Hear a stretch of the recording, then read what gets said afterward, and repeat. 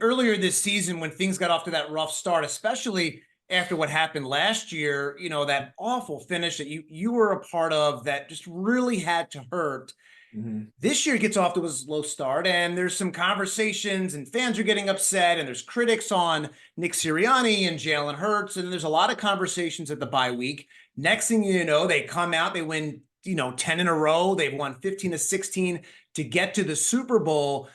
Does Nick Sirianni and Jalen Hurts get enough credit in your mind? I mean, he was your coach, he was your quarterback. Do those guys get enough credit as leaders of this team?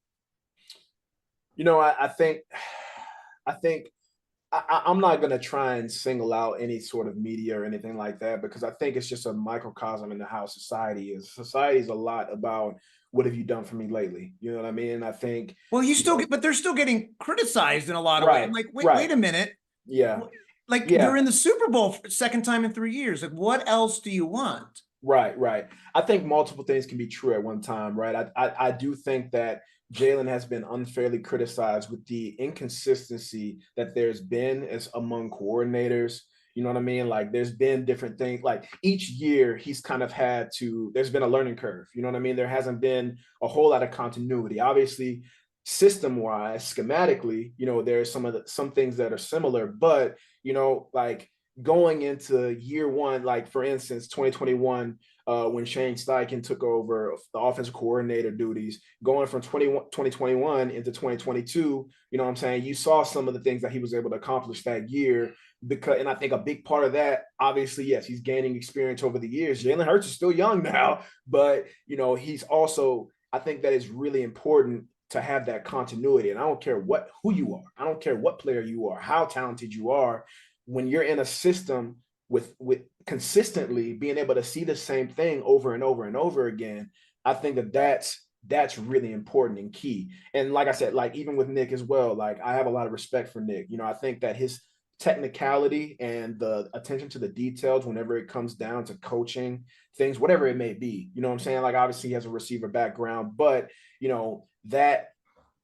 that attention to detail applies, he's able to apply that to whatever situation he may be talking about, whether it's football IQ, situational football. Like I have a lot of respect for Nick, and I'm like I said, I'm happy that they've been able to continue to grow together, because that's what it is. It's a process, right? You know what I mean? Like it's being in the Philly media, being in that with the fan base that's very passionate, expects a lot of its team. You know what I mean?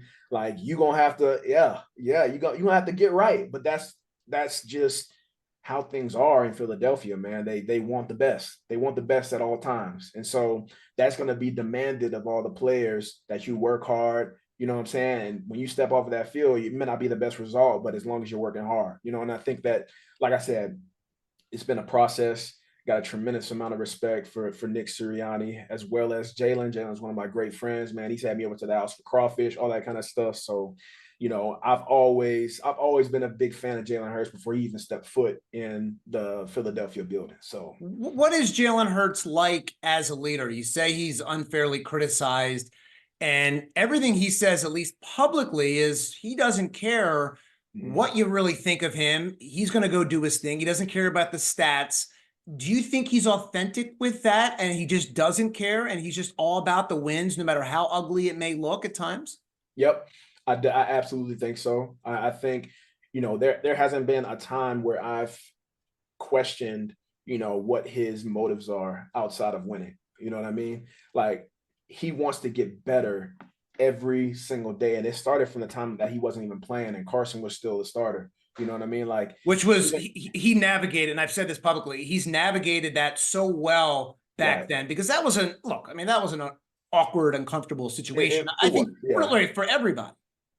Yeah. And I could just remember like just seeing him, even though he wasn't playing, even though, he might have had like a wildcat package here or there, but he was still taking the time out after practice, going through, the playbook, going through the game plan as though he was playing, and so it's those types of habits that you see early on, from an intangible standpoint, that I feel like that those are the talent will get you into the league, but those are the types of things that sustain you throughout the league. And so, like I said, for him to have like the inconsistency as far as, coordinators, those relationships, and having to continually meet the standard that has been expected of him, it's been incredible. You know what I mean? And is obviously, it's like, is he perfect? No. You know what I mean? Like, obviously each game is different. You know what I mean? But I do believe that what he's been able to do, the stats speak for themselves. You know what I'm saying? Like, at the end of Right. the day, we can sit here and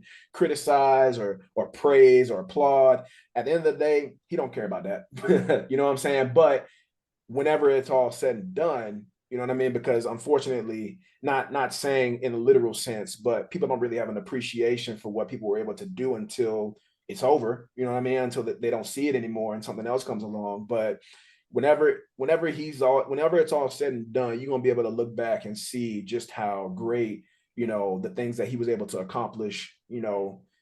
I just, it's very hard to play NFL, play quarterback in the NFL.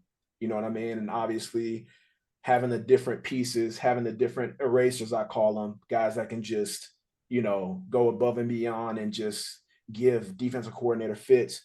Like, it's yeah, there's been a lot of good stuff that's been going on, and he's been the captain of the ship. You know what I'm saying? So Yeah.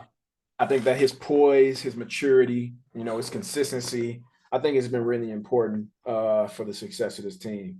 Wilbert Montgomery told me about a month ago that people don't really say this a lot, but Jalen has one of the best deep balls in football, and he's not given enough credit